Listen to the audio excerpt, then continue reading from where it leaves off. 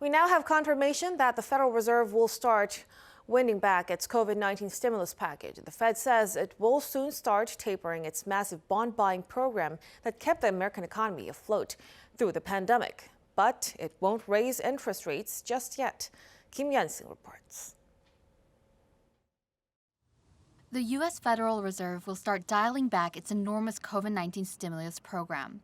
It will likely start from mid-November, marking the Fed's first major pullback since the program was launched in March 2020.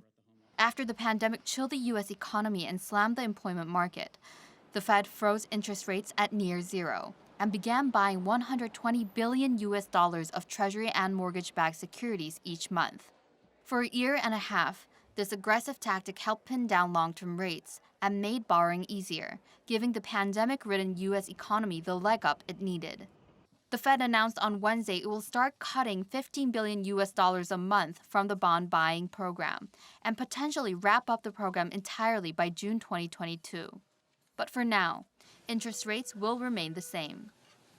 Our decision today to begin tapering our asset purchases does not imply any direct signal regarding our interest rate policy. The Fed said the time is right for tapering, thanks to the substantial progress the U.S. economy has made toward reaching maximum employment, as well as inflation that averages around 2%. It is also forecasting that the U.S. economy will pick up steam as COVID-19 vaccinations continue across the country. But an expert says that despite this forecast, the Fed is in no rush to raise interest rates.